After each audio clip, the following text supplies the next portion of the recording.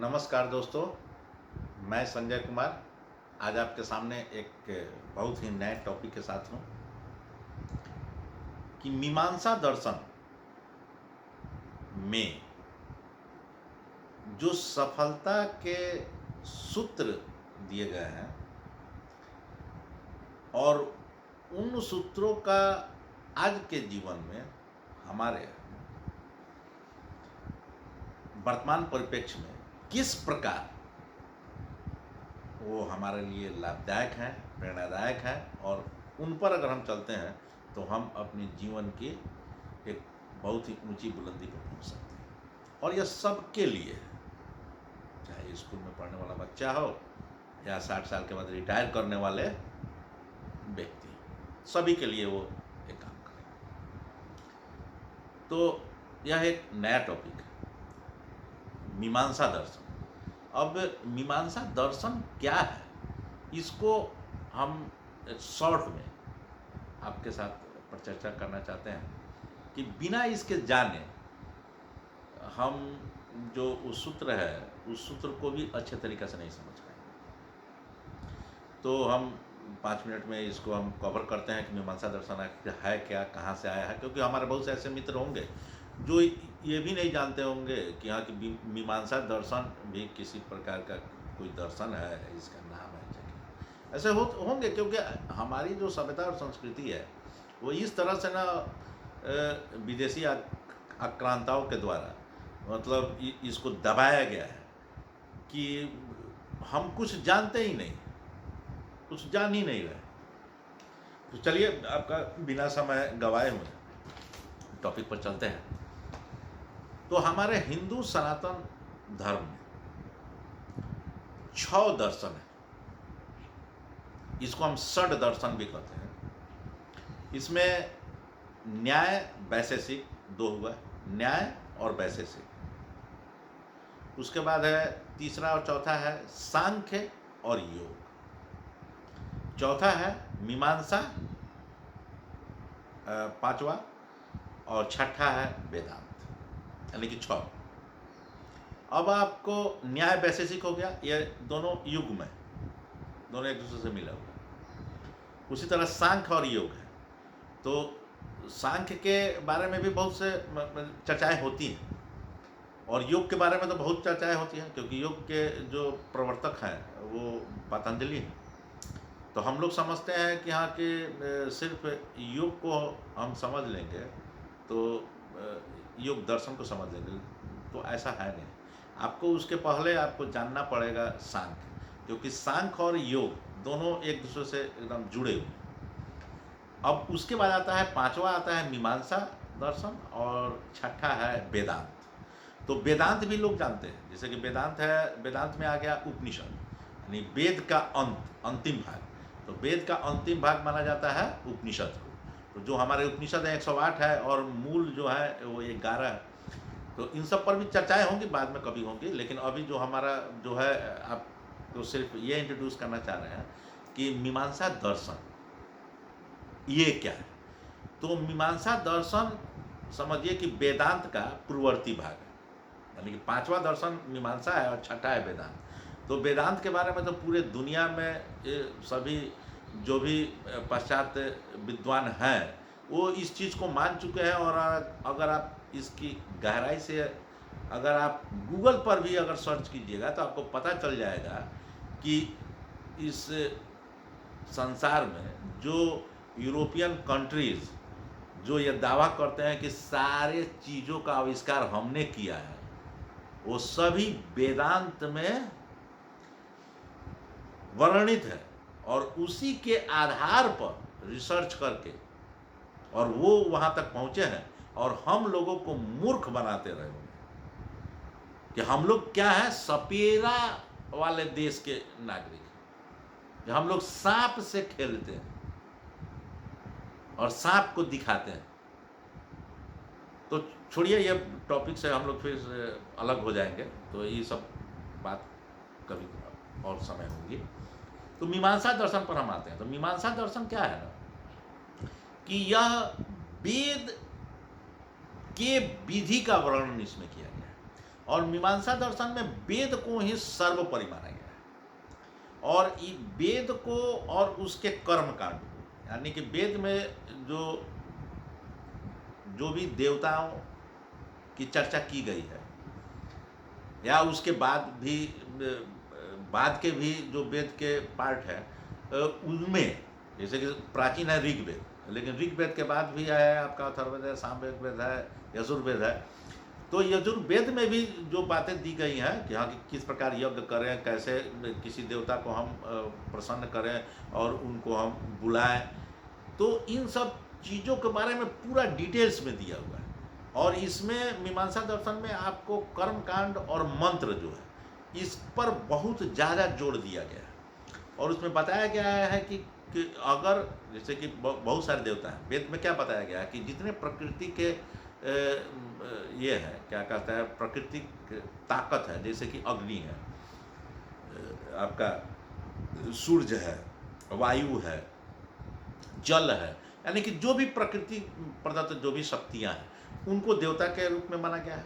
और उनके अंदर जो शक्तियां हैं, उन शक्तियों को अगर आप प्राप्त करना चाहते हैं तो उस देवता को आपको संतुष्ट करना पड़ेगा और उस देवता का आह्वान करना पड़ेगा, और उन देवता से आपको वरदान मिलेगा, तब आप उन शक्तियों को आप मालिक बनेंगे। और आप देखिएगा कि जो ये वेद में ये सब तो बातें बताई गई है वो कर्म कांड से संबंधित है, और मीमांसा दर्शन में इसको बहुत ही सटीक तरीके से बताया गया हुआ है कि मंत्र ही सर्वोपरि। अगर आप मंत्र को सही ढंग से, और वो जो कर्म कांड है, जैसे कि मान लीजिए कि सूर्य देवता है, अब सूर्य देवता को या अग्नि देवता को आप चाहते हैं कि अग्नि में जो ताकत है तो किसी भी चीज़ को भस्म कर सकता है, कोई भी नई चीज़ का सृजन कर सकता है और उसका विनाश भी कर सकता है, ये सारी शक्तियाँ उसके अधीन है।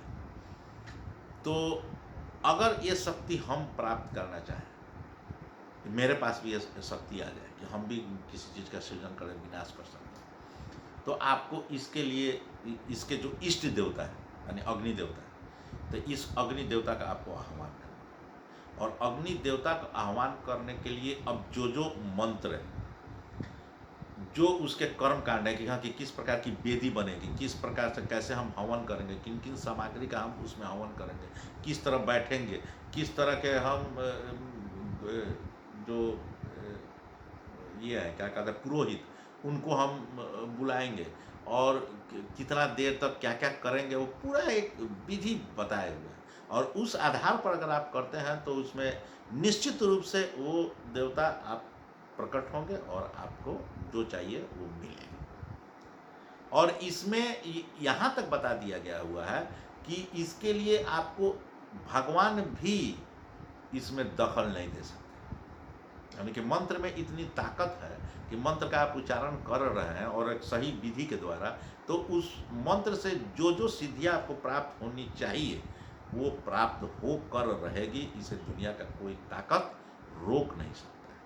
यानी कि इन लोगों ने जो मीमांसा दर्शन के जो प्रथम प्रवर्तक है जैमिनी ऋषि, तो उनके द्वारा उसके बाद और भी जो है कुमारिल भट्ट है, प्रभाकर मिश्र है, इन लोगों ने इसको और विस्तार किया है। जैमिनी जी के बाद आपका प्रभाकर मिश्र है, और प्रभाकर मिश्र के ही शिष्य हैं कुमारिल भट्ट, और इन्होंने इसे और भी आगे बढ़ाया है। तो कभी इस पर हम लोग डिटेल्स चर्चा करेंगे, लेकिन अभी हमारा जो है सिर्फ फोकस है वो 4 सूत्र पर, जो सफलता के 4 सूत्र इस मीमांसा दर्शन में दिए गए। तो इसमें बताया गया है कि आपको जिस देवता को आपको प्राप्त करना है, यानी कि वो इष्ट देवता होगा। आप हम सनातन धर्म में हम देखते हैं क्या कि हर एक के कोई इष्ट देवता होते हैं, जैसे कि किसी के इष्ट देवता दुर्गा जी, किसी के शंकर जी, किसी के इष्ट देवता कृष्ण है, किसी के क्या कहता है गढ़ी माई है, मैंने सबका अलग अलग, मैंने देवता जो है वो सबके अलग अलग है। और उस देवता जो इष्ट देवता है उनको प्राप्त करने के लिए, उनसे वरदान लेने के लिए ही लोग जो है विभिन्न प्रकार के अपना कर्मकांड वगैरह ये सब चीज़ करते हैं।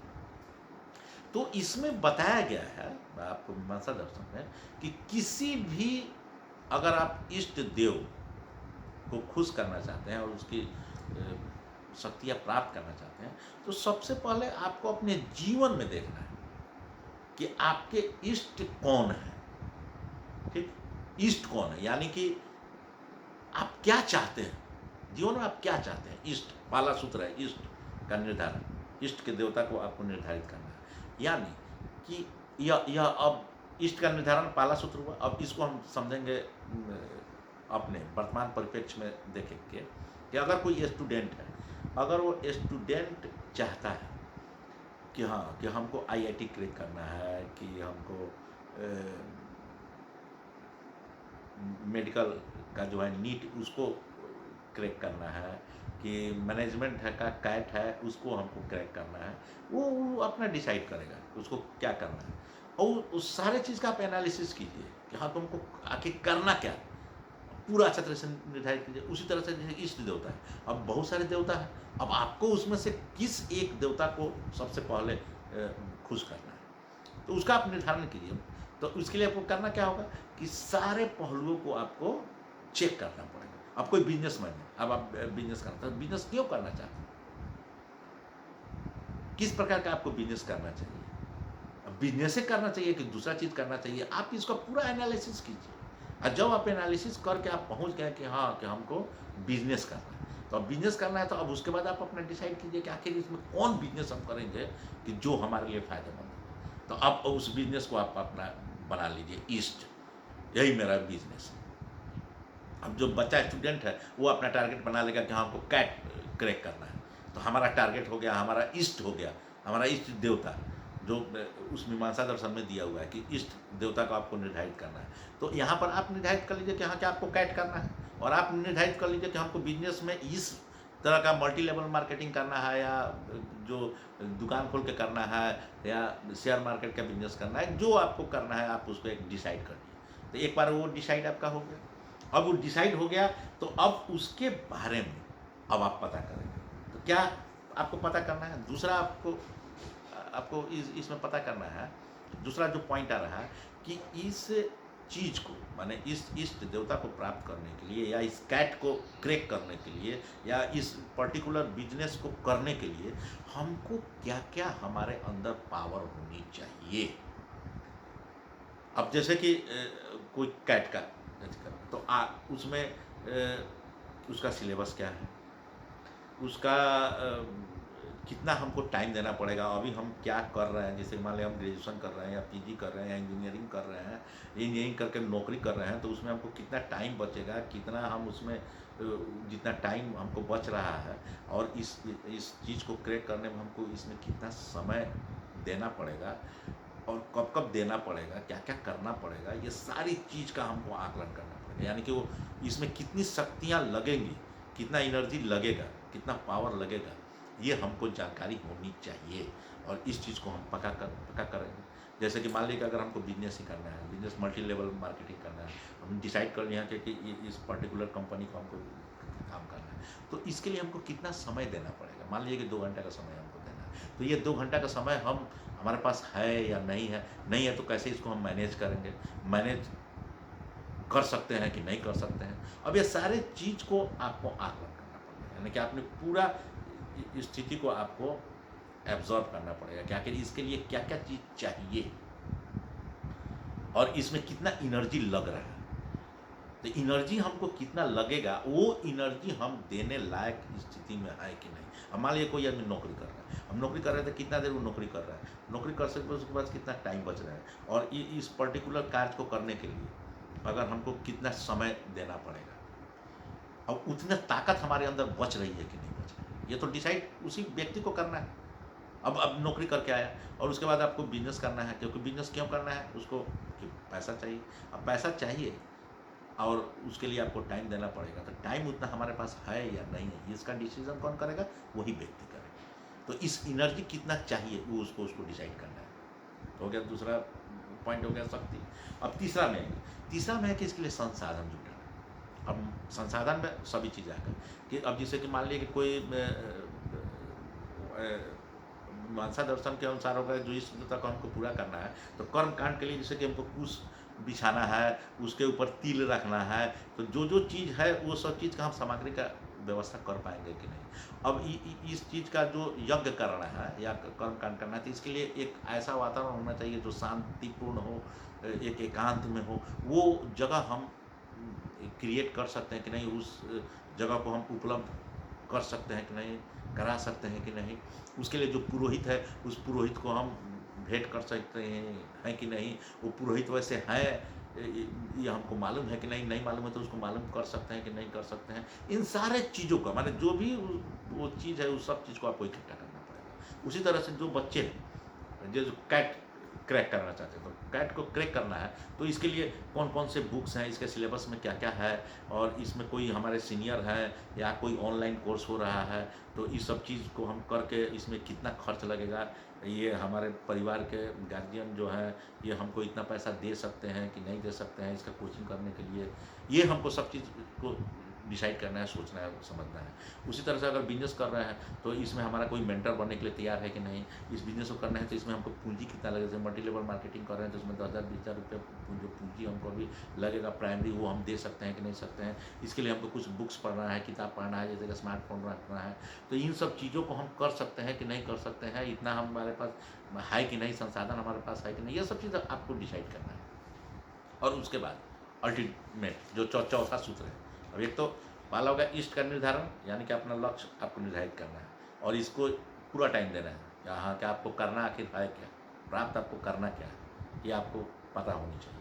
दूसरा बात है कि आपके पास ये पावर है कि नहीं, और तीसरा क्या है कि पावर है, संसाधन नहीं।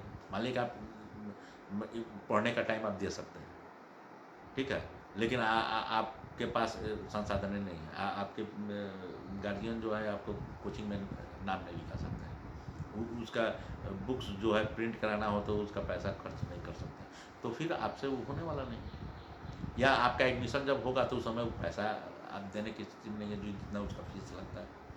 तो ये सब चीज़ आपको डिसाइड करना है।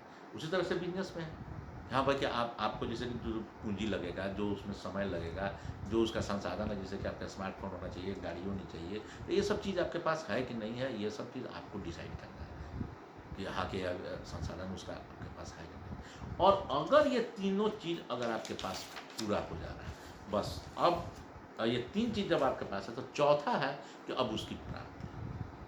अब ये प्राप्ति में क्या है कि बस आपको अब ये सोचना है कि यही मेरा अब धर्म है, अब आपका धर्म अब यही है, अब आप धारण करनी है, अब आपका डेविएशन अब इधर से उधर नहीं होना चाहिए।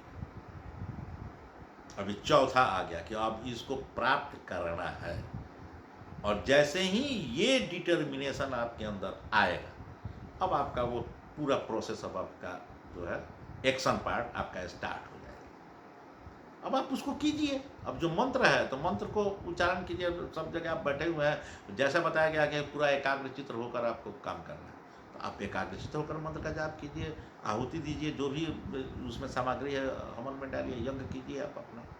उसी तरह से जो बच्चे हैं, अब वो सारा चीज़ उनको हो गया डिसाइड कि मैं ये कर सकता हूँ, मेरे पास संसाधन भी है, मेरे पास पावर भी है, और हमको यही करना है।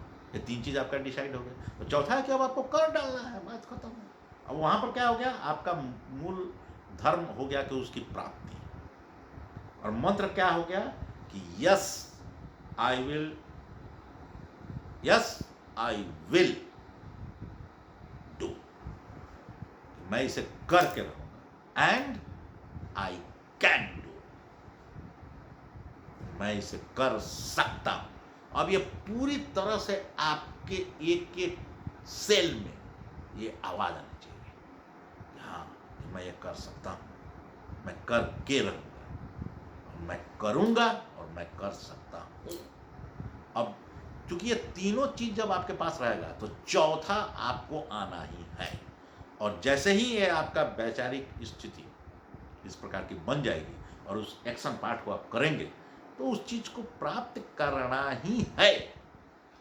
और यही कारण है कि कोई भी स्टूडेंट जो ये चारों सूत्र का पालन करता है और उसके बाद वो अपना समय देता है, तो वो निश्चित रूप से सफल होता है। उसी प्रकार कोई भी बिजनेस कर रहा है, चाहे मल्टी लेवल मार्केटिंग हो या और किसी प्रकार का बिजनेस आप कर रहे हैं, तो इसमें अगर ये चारों चीज़ को, यानी तीनों चीज़ को अगर आप पूरी तरह से डिसाइड कर चुके हैं और चौथा को भी आप पूरी तरह से आत्मसात कर लिए हैं, तो उसके बाद आप उसको कीजिएगा, वो आपको प्राप्त होना ही है, नहीं का कोई गुंजाइश नहीं, आप अपने जीवन में सफल हो सकते हैं। अब आप देखिएगा क्या है कि ये सारी चीज़ें, ये बताइए कि हजारों बरस पहले से ये हमारा ये दर्शन है, और आज के डेट में आप क्या देखिएगा कि बहुत सारे अंग्रेजी राइटर जो हैं, मोटिवेशनल स्पीकर बने बैठे हुए हैं, ये लोग इस चीज़ को बताते रहे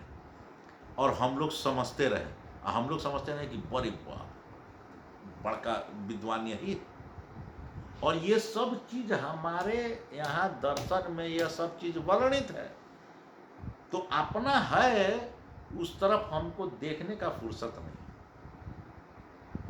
तो अभी हम में होना क्या चाहिए कि आप अगर अपने जीवन में कुछ भी करना चाहते हैं, तो आप भी एक डिसाइड कीजिए कि क्या करना है, और साथ ही क्या है कि अपने धर्म और संस्कृति के बारे में अगर कोई जानकारी नहीं रखता है, तो वो इंसान ही नहीं है। जैसे कि आप जिस भी धर्म के, अगर आप क्रिश्चियनिटी को मानने वाले हैं, तो आप अगर उसका बाइबल नहीं पढ़ते हैं, तो आप क्रिश्चियन हैं ही नहीं, है ही नहीं। अगर इस्लाम के मानने वाले अगर आप कुरान नहीं पढ़े हैं, तो आप है ही नहीं है, इस्लामिक है ही नहीं। उसी प्रकार अपने आप को हिंदू कहते हैं, सनातन कहते हैं, और ना आप उसका कोई चीज़ पढ़े ही नहीं है, ना गीता पढ़े, ना आप वेदांत पढ़े, ना आप ब्रह्मसूत्र पढ़े, तो आप पढ़े क्या है, मतलब किए क्या है? तो यही चीज़ है। तो ये सब चीज़ जो करेंगे, और यही कारण है कि दुनिया में वही आगे बढ़े हैं कि जिनका पैर जमीन पर होता है, जड़ें जिसकी जमीन के अंदर है, वही आदमी ऊंचाइयों को छू सकता है। जो हवा में है, अरे तो वो तो पहाड़ के ऊपर भी चला जाएगा, कब पहाड़ के ऊपर जाएगा, कब जमीन पर गिरेगा, उसका कोई ठिकाना ही नहीं।